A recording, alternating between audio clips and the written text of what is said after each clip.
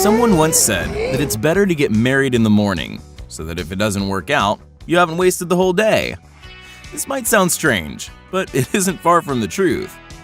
Imagine yourself doing pin curls and ironing ties at the crack of dawn, and then worrying about crinkled table napkins all day long or clean glasses and salad being served late. You could then be listening to hackneyed toast from 100 guests and laughing at feeble jokes of the Toastmaster. Do you really want to spend the happiest day of your life like this? Probably not, as you can be much more creative and decide to do something crazy on that special day, which will bring you both closer together. If you don't think so, ask James Bond. In the film License to Kill, he organized an epic appearance for his friend Felix Leiter, the groom to impress his bride. How was Bond to know that the groom coming down from the sky is already an old hat? Today we are going to tell you the stories of 5 couples who promised to stay together on the highest rocks, underwater and in the sky. Here we go!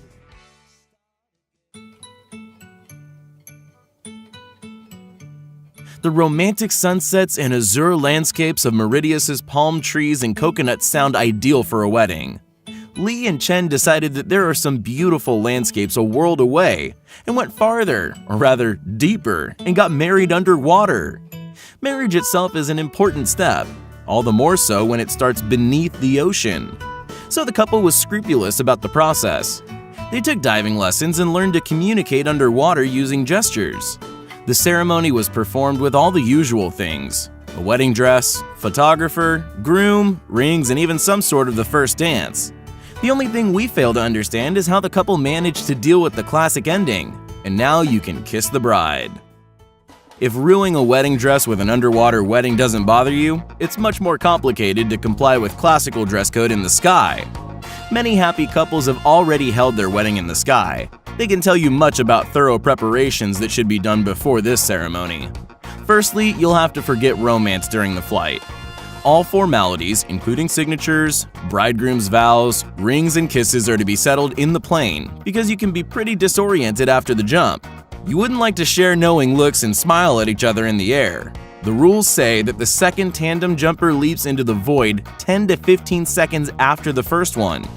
Needless to say, there is no privacy in a tandem jump, as the instructors are strapped to the bride and groom.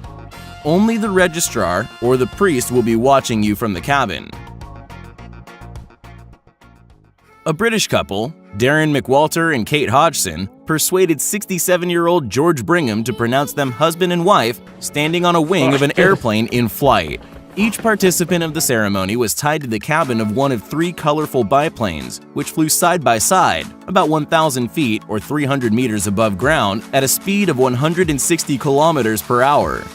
Like in the previous weddings, the exchange of rings and hugs had to be put off until landing. Love lends wings, but safety rules should be kept. As for the bridegroom's vows, they were heard all over the neighborhood, as the words were transmitted via loudspeakers. By the way, the couple's engagement was almost as extreme as the wedding. Kate said her yes somewhere in the Brazilian landscape.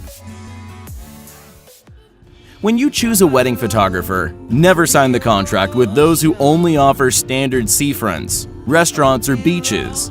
If they suggest shooting photos on Everest, be sure that they take photos of you, not the backdrop. That's how James Sissom and Ashley Schmeider found themselves in the mountains of Nepal, the world's first couple to get married at Mount Everest Base Camp at a height of 5,000 meters. The groom and the bride were preparing the wedding ceremony for about a year, since a passage like this required not only moral, but physical forces.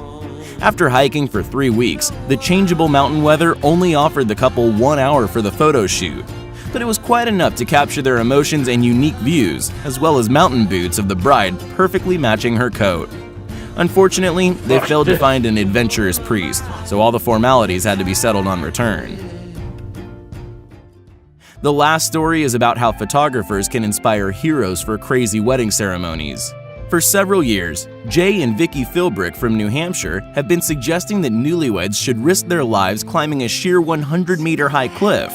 Of course, not all agree to this, but those who manage to overcome their fear not only find themselves as if they're alone in the whole world, but also get photos that would cause any normal person to feel dizzy.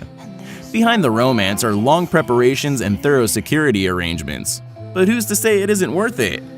To sum up, if you want your wedding to really be the happiest day of your life, make it different, and don't be afraid of anything. And yes, drinks all around, as Captain Jack Sparrow suggests.